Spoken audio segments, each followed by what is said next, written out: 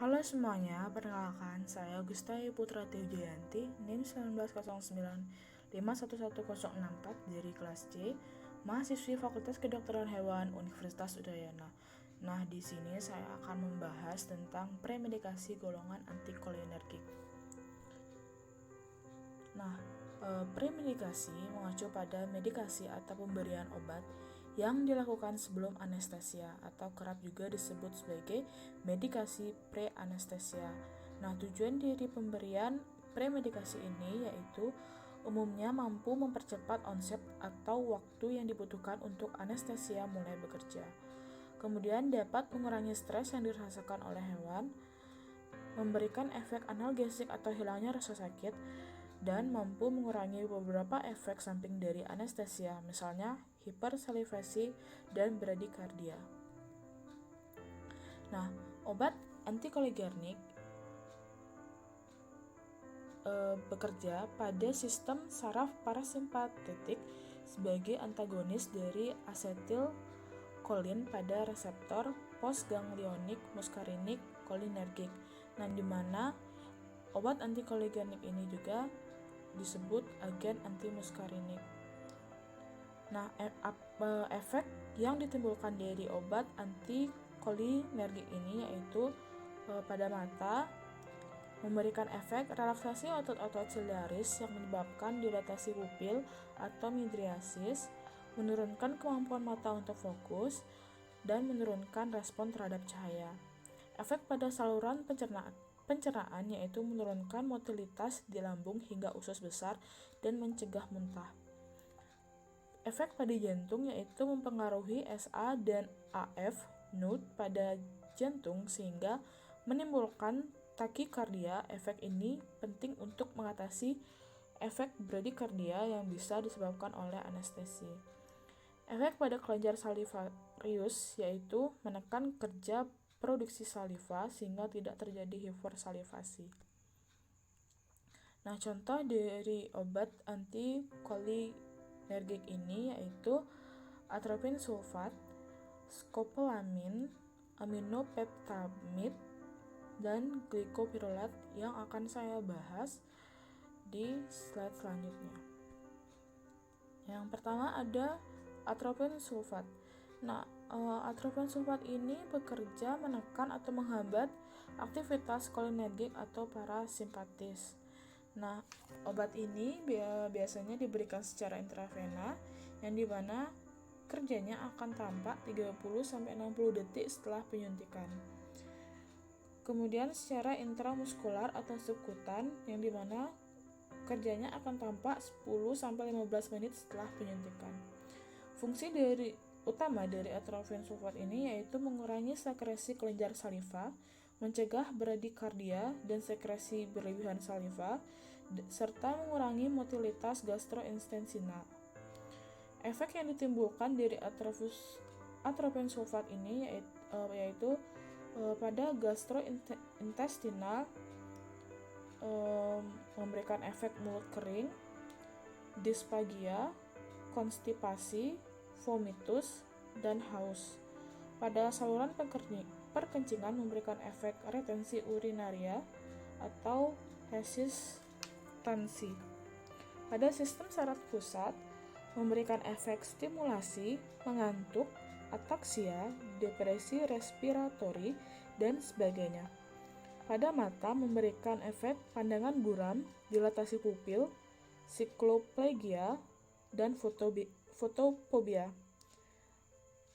Pada efek kardiovaskular meliputi sinus takikardia, ini terjadi pada dosis tinggi, bradikardia terjadi pada awal atau dosis lebih rendah, hipertensi, hipotensi, artimia, dan kegagalan sirkulatori.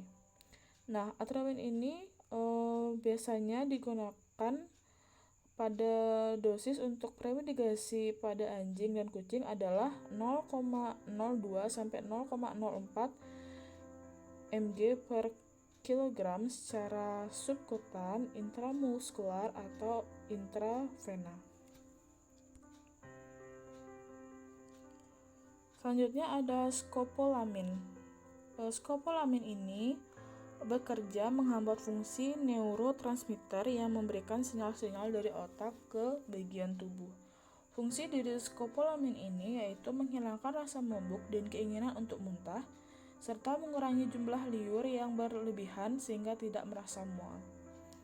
Skopolamin ini baru memberikan efek sekitar 20 menit setelah disuntikan dan bertahan hingga 8 jam ke depan tergantung dosis yang diberikan. Efek samping yang ditimbulkan yaitu mulut kering, kantuk, agitasi, gelisah, penglihatan kabur, kesulitan buang air kecil dan besar. Untuk dosis skopolamin pada hewan kecil berkisar antara 0,005 sampai 0,02 mg per kg berat badan secara intramuskular atau subkutaneus. Untuk hewan besar dapat digunakan 0,1 mg per kg berat badan diberikan secara intravena, intramuskular atau subkutaneus. Selanjutnya ada aminopeptamid.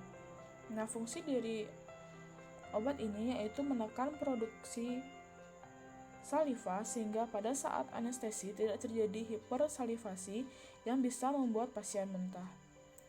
Bekerja di sepanjang saluran pencernaan untuk menurunkan motilitas saluran pencernaan serta menekan sekresi asam lambung dan meningkatkan denyut jantung, mencegah bradikardia ketika hewan dalam pengaruh anestesi. Efek samping dari obat ini yaitu kulit menjadi kering dan panas karena penekanan aktivitas kelenjar sebasea dan kelenjar keringat pada kulit, serta retensi urin. Sediaan obat ini yaitu sediaan tablet 0,2 mg secara oral dengan dosis 0,2 mg atau 1 tablet untuk 10 kg berat badan hewan. Untuk sediaan cairnya disuntikan secara subkutaneus atau intramuskular dengan dosis 0,02 sampai 0,04 ml per kilogram. Selanjutnya ada glikopirolat. Fungsi dari obat ini yaitu mengobati detak jantung yang terlalu lambat, mengurangi sekresi misalnya air liur atau asam lambung, serta terkadang mengobati racun atau efek samping dari beberapa obat lain termasuk beberapa relaksan otot. Efek samping yang ditimbulkan dari obat ini yaitu detak jantung lebih cepat, mulut kering, kesulitan buang air kecil dan sembelit, serta muntah. Efek samping yang mungkin serius yang ditimbulkan oleh obat ini yaitu pingsan, kelemahan, atau tingkat energi rendah. Dosis yang digunakan untuk obat ini berkisar antara 0,005 sampai 0,01 mg per kilogram yang digunakan secara intravena, intramuskular, dan subkutaneus. Sekian yang dapat saya berikan atau dapat saya bahas. Semoga teman-teman semua bisa menambah wawasan dari apa yang saya bahas. Terima kasih banyak.